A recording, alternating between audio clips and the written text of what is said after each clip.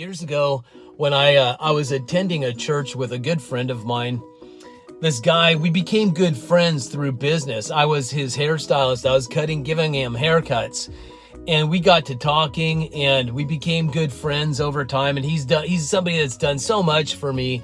I can't thank him enough. He's always been there for me, and we're still really close. And one day when I was at this church, he invited me to start attending, and I became a big part of it. The pastor really liked me, and I would go up and give sermons. If he was traveling or something, and then I became part of what they call the worship team, where I was one of the singers.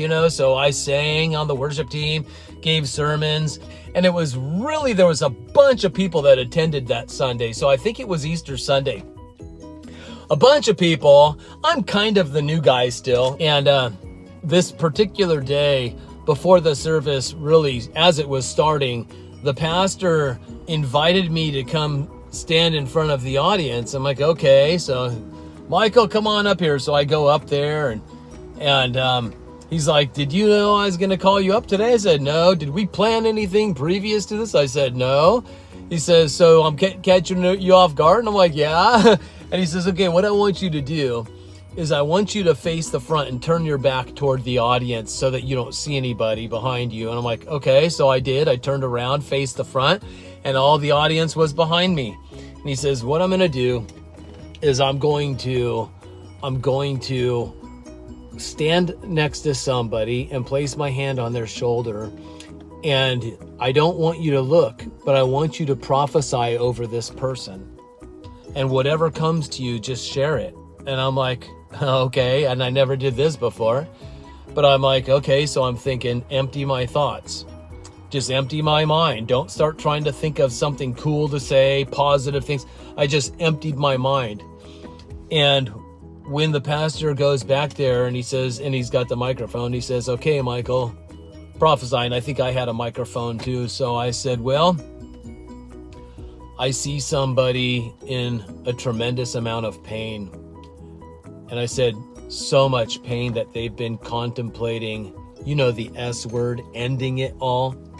I'll let you finish the rest because I don't think we're really supposed to say that word on YouTube. So I said that, and you think that you're if you're prophesying over somebody, you're supposed to say nice things like, I see riches in your future. I see abundance. I was just speaking whatever was coming to me, you guys. So I'm talking about how this person feels like they're just going to end it soon. And they feel like, as far as God goes in their life, they feel like they're an arrow and God is the guy with the bow in his hands. And what he's doing is he's pulling them backward. No matter how far ahead this person's trying to go in life, he feels like he's just being pulled backward, just like a man that's holding a bow and pulling back the arrow. I'm pulling it back. But I said, what I'm seeing is you feel like you're being dragged backward, but actually what is going on is God's got a plan for you.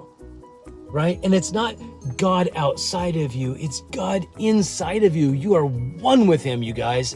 Do you understand that? I and my Father are one. You are one in essence. You have the Spirit of God himself. That is your spirit in you. There's no separating your DNA and the DNA of God, if I can say DNA without offending people.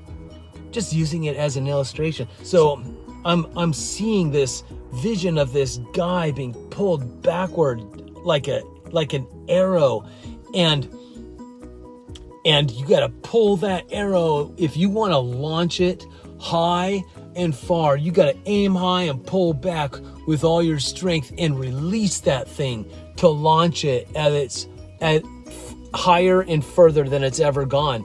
And I said, you are being prepared for this to happen in your life. And I said, God is going to change your life, and it's going to happen soon. The pastor has me turn around, and this dude is crying, man. He's got tears coming out of his eyes. And after the service, him and his father, who's a good friend of mine, I was telling you, this guy that's a good friend of mine, that, invited me to go to his church. Well, it was his son whom I had never met. I had never met his son before, and he never said anything about his son to me going through depression and all this stuff. So I had no clue, but it just so happened to be my good friend's son. And I had prophesied over his son, and so the family came up and hugged me afterward. And do you know, it was just in a short amount of time, this son of his meets the woman of his dreams. They get married. They're neighbors of mine. They buy a home in this area together, and it's just been so awesome.